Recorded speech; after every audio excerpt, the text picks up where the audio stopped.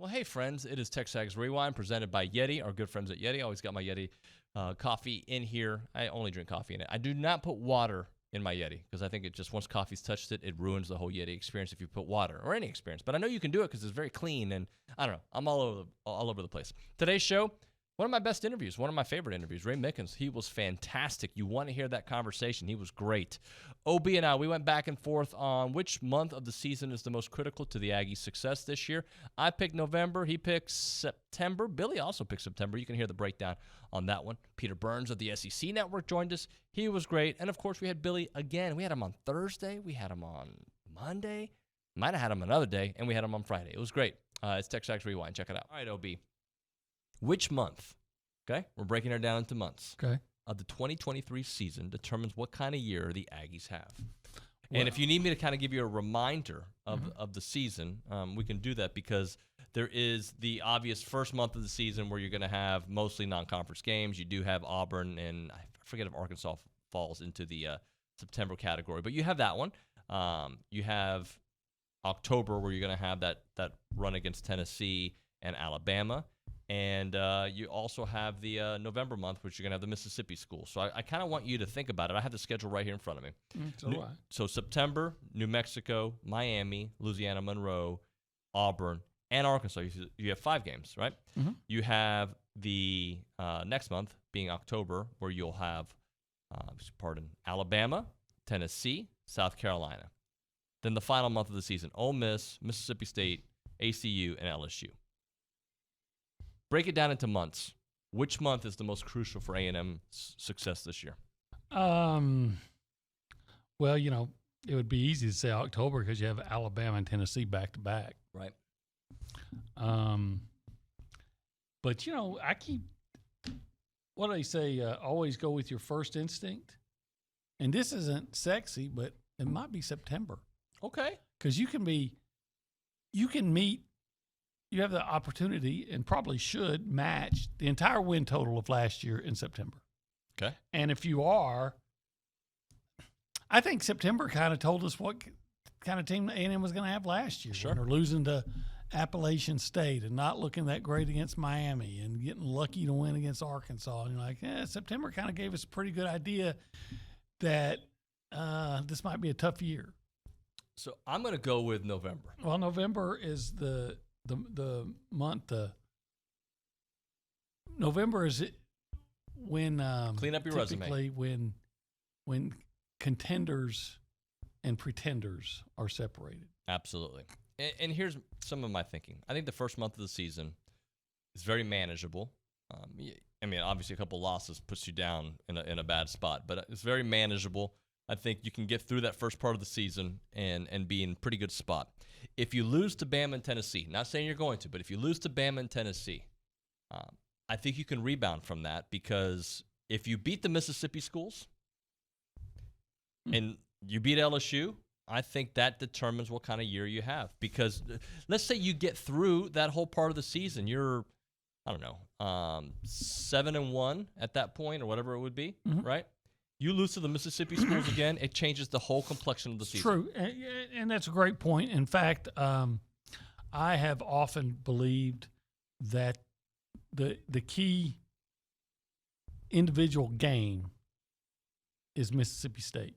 Okay. If you lose to Mississippi State, your season, not because you lost to Mississippi State, but it's just been the case, has been disappointing. When you've beaten Mississippi State, you've had a strong year, by and large.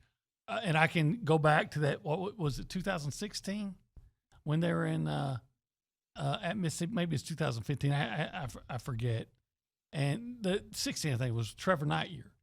And you're number 4 in the first playoff ranking, yep. And you're looking at postseason, and you lose at Mississippi State. And people say, yeah, Trevor got hurt, and that's true. That was a big part of that. But the fact that you couldn't stop Mississippi State from moving the ball, it went from possibly a tremendous year to a very disappointing one. Yeah. So that now that you made that point, that argument, I might be inclined to agree with you because Mississippi State's in November along with Ole Miss, and then LSU. Awesome. Can take us a little back. How did you end up at Texas A&M? Tell us your journey here. Yeah, so I'm a military kid. I was born in Germany. My family's from Philadelphia, and my dad got stationed in Fort Bliss, Texas. That's in El Paso, Texas. So I had two older brothers. Grew up in El Paso, Texas, and I was pretty good. I was an all-state running back. I was a good running back in the day, but I always wanted to play defense. Most of my offers um, were coming from at running back, and these schools didn't really visit me, or else I would have told them, hey, I want to play defensive back when I go to college. So Arizona State, UCLA, um, most of the Southwest Conference, the Big Eight, and the Pac-10 at the time wanted me at running back, including Rice. Texas was the only team that came and recruited me at defensive back. Um, and I was I was about ready to commit to Texas, actually. Um, and I asked them if I could take my visits, and they were like, "Well, if you commit to us, you can't take no visits."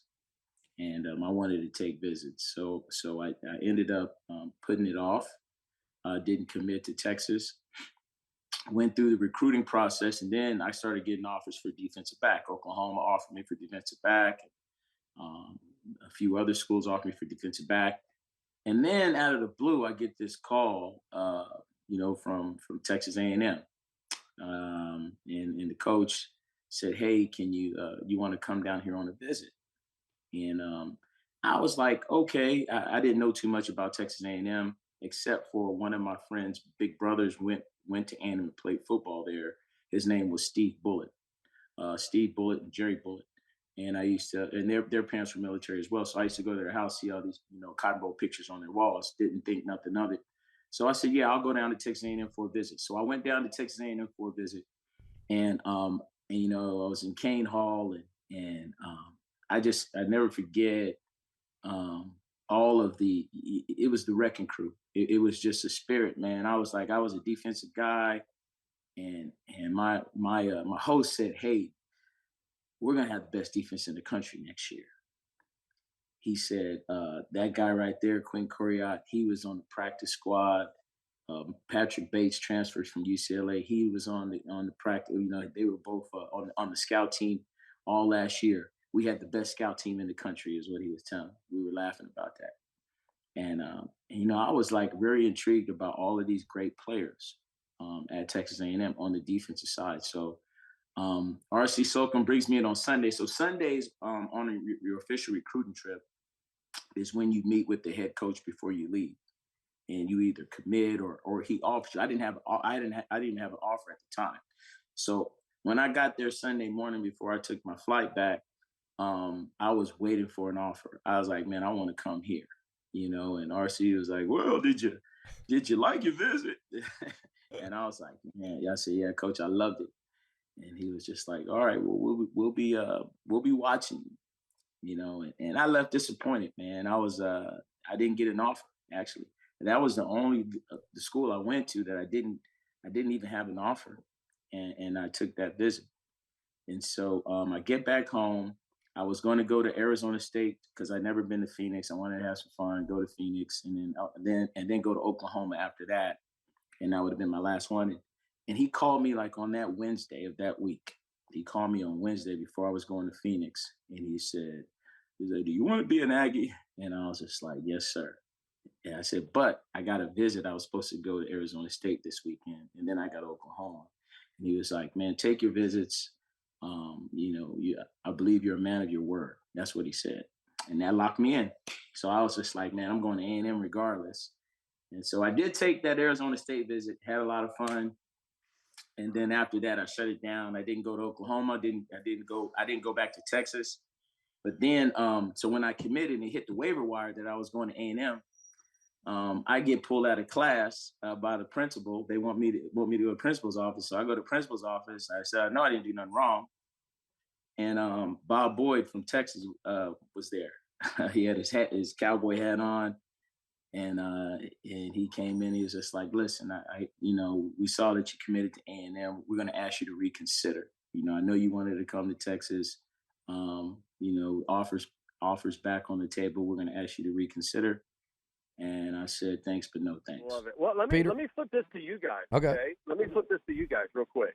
What did y'all think of it? I'm already pissed off at Billy for trying to steal the thunder of the show by leaking all the information, but that's a different story. You'll have to buy me dinner in Nashville. That's fine too. But by the way, I was trying to not leak it, and then all of a sudden I see it's coming out of Austin, and I said, "You guys better get used to that because that's what they do." And then all the Longhorns got pissed at me. They're like, "What? It's the exact same thing you did." Yeah, I did it after every other school people start leaking. I was looking forward to the show. But the night before, I'm like, there's A&M Texas at Kyle Field. So, touche, gauntlet thrown down. But, Burns, I liked A&M.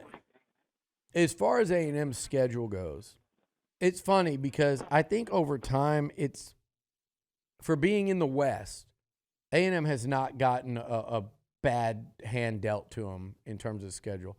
2018 or 2019, Jimbo's second year, that was as bad as it's ever going to get.